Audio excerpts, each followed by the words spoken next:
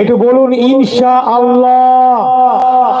আমি যেগুলো বলছি বলবেন জি, এমনি বলাচ্ছি না, আমিও সব পাবো, আপনিও সব পাবেন। বলুন ইনশাআল্লাহ, মাশাআল্লাহ, জাযাকাল্লাহ, আলহামদুলিল্লাহ, সুবহানাল্লাহ, সুবহানাল্লাহ, সুবহানাল্লাহ। মহব্বতের সঙ্গে একটু তাকবীর, নারায়ে তাকবীর, নারায়ে তাকবীর, নারায়ে রিসালাত। আমার সিদ্দিকী আসছে বক্তা, মনে করেন আমার বাদে একটা বক্তা আসছে, আমরা তাকবীর দিই না তাকে সম্মানের জন্য? কি বক্তাকে সম্মানের জন্য আমরা তাকবীর দিই না? ও একটা বক্তা আসছে তার জন্য সম্মানে তাকবীর দেবেন। আর আল্লাহর প্রিয় বন্ধু হাবিবুল্লাহ তার রিসালাতের জন্য তাকবীর দিয়া কি চলবে না? যে অবশ্যই রিসালাত দুটো জিনিস, একটা তাওহীদ আর একটা কি, জোরে বলেন রিসালাত। ছোট্ট করে একটা স্ট্রাকচার আপনাদেরকে একটু জানিয়ে দিই, ছোট্ট করে স্ট্রাকচার মনে রাখার জন্য, মনে রাখবেন ইসলামটা কোন গণ্ডির মধ্যে আছে, এই গণ্ডিটা একটু জানাবো না জানাবো, তারপরে শান্তির দিকে যাব। শরিয়াত, শরিয়া, শরিয়া, শরিয়াতের দুটো ভাগ। শরিয়াতের কটা ভাগ জোরে বলে? দুটো, মনে রাখবেন এগুলো, একদম শর্টের উপরে বলে দিচ্ছি, সাধারণ মুসলমানের জন্য খুব সুবিধা। শরিয়াতের কটা ভাগ?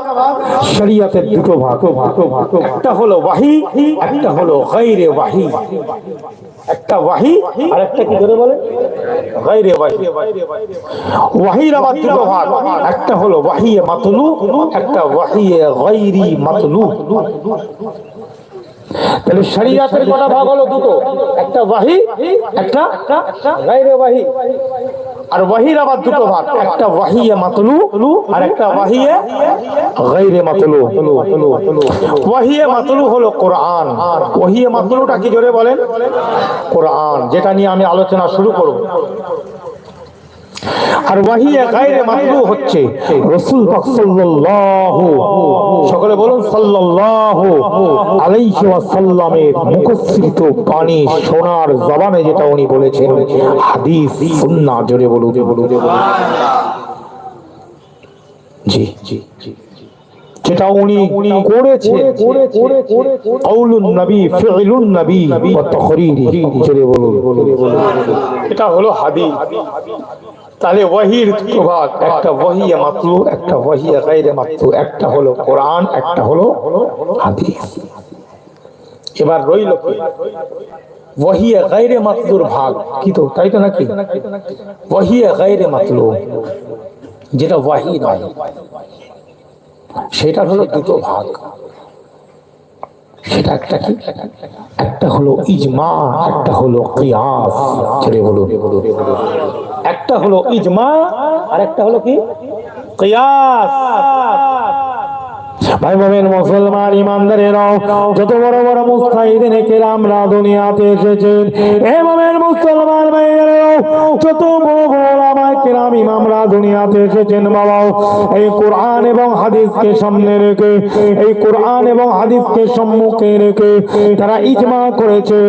কোন একটা মাসলা কোরআনের মধ্যে পরিষ্কার বোঝা যাচ্ছে না, কোন একটা মাসলা হাদিস থেকেও বোঝা যাচ্ছে না, ওই সময় বড় বড় ইমামরা, আল্লাহর ওলি পীর মুর্শিদরা, বড় বড় আইম্মায়ে কেরামরা, বড় বড় মুস্তাহিদিন কেরামরা, বাবাজি সকলে মিলে ইজমায়ে উলামা, ইজমায়ে উম্মত, ইজমায়ে সাহাবা এক জায়গায় বসে এই কোরআন হাদিসকে সম্মুখে রেখে বাবা মিটিং সিটিং করে। যেমন এইটাকে বলা হয় মাজমা। অনেক মানুষ যখন এক জায়গায় থাকে, ওই জায়গাটাকে বলা হয় মাজমা কিংবা মাহফিল, জোরে বলুন। বহু বচন জামা থেকে মাজমা, লোকের সমাগম যেখানে হয় ওই জায়গাটাকে মাজমা বলা হয়। ওখান থেকে জামা থেকে ইজমা, ইজমা মানে ইজমায়ে উলামা, ইজমায়ে সাহাবা। আল্লাহ রাসূল ইন্তেকাল করে গিয়েছেন বাবা, আল্লাহ নবী দুনিয়াতে আর নাই। এ মুসলমান ভাইজানেরা, অনেক মাসালা